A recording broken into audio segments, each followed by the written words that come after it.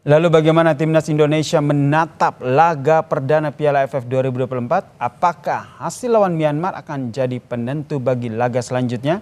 Kita bahas bersama dengan pengamat sepak bola M. Kusnaini yang sudah bergabung bersama kami di Kompas Malam. Selamat malam Bung Gus. Selamat malam Yasir. Ini tinggal menghitung hari laga AFF 2024 ini berlangsung. Menurut Anda seberapa penting sih ini laga perdana timnas Indonesia di Piala AFF ini? Iya, kita tahu bahwa tim nasional Indonesia itu punya kecenderungan kalau laga pertama itu kan biasanya tidak bisa langsung in ya. Biasanya butuh 1-2 laga awal sebelum bisa terbentuk permainannya. Karena itu dengan materi pemain yang banyak sekali pemain muda, dan ini tentu akan menjadi pertandingan yang sangat krusial kalau menurut saya. Disinilah pentingnya peran pemain-pemain senior seperti Asnawi, Pratama Arhan, kemudian juga ada Rafa yang sudah langganan main di timnas senior. Itu harus bisa menjadi dalam tanda petik itu pembimbing bagi pemain-pemain yang relatif selama ini tidak terlalu sering bermain untuk tim senior. Jadi memang sangat penting laga pertama ini butuh perhatian khusus, dan mudah-mudahan Coach Sintayong bisa mendapatkan semua pemain terbaiknya, semua pemain dalam kondisi yang baik untuk menghadapi laga perdana ini.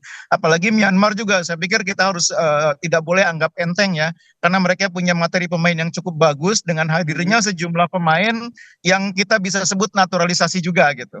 Oke, ini yang jadi perbincangan di Piala AFF 2024 ini kan adalah timnas Indonesia yang mayoritas adalah U22 dengan sedikit tim seniornya. Ini Anda melihat kekompakan terus itu nanti kolaborasi yang digodok oleh STY dalam formasi permainan nanti akan seperti apa nanti, terutama laga melawan Myanmar ini? Iya, untungnya di antara pemain-pemain yang kita sebut pemain muda itu, banyak di antaranya yang sudah sering dipanggil oleh timnas senior. Seperti Oke. hoki itu sudah sering, Ronaldo Kuateh juga pernah, begitu juga dengan Rafa Strike, begitu dengan Pratama Arhan, Asnawi, itu kan pemain-pemain yang sudah sering dipanggil timnas, termasuk Arhan Fikri juga.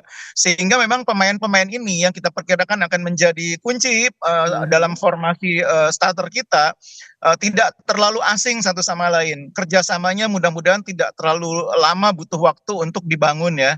Oke, Ya berarti mungkin pemain. kekompakan kerjasama ini bukan jadi soal lagi ya. Saya juga ingin menampilkan bagaimana skema yang biasa ditampilkan dalam Piala AFF 2024 untuk timnas Indonesia U22. Mungkin Bung Kus juga bisa melihatnya.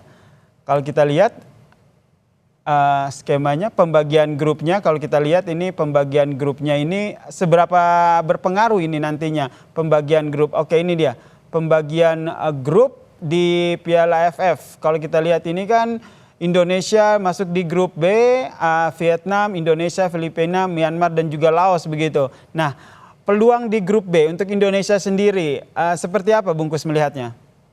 Iya, jadi kalau lihat susunan jadwal yang akan dilalui oleh pemain-pemain kita, tampaknya ini diperkirakan kita harus menentukan peluang untuk lolos ke fase berikutnya itu di pertandingan terakhir. Jadi hitung-hitungannya kurang lebih begini. Lawan Myanmar kita bisa menang, kemudian lawan Laos mudah-mudahan bisa menang juga. PD ya, Kemudian lawan amin. lawan Vietnam mungkin diperkirakan imbang. Nah, penentuannya nanti terakhir lawan Filipina. Saya pikir skenarionya seperti itu. Karena Filipina juga materi pemainnya cukup baik, Myanmar juga cukup baik, tapi yang paling kuat memang Vietnam yang bisa dibilang menurunkan full tim ya. Bahkan mereka sempat juga tes ke luar negeri, ke Korea Selatan, bertanding menghadapi sejumlah tim kuat di Korea Selatan.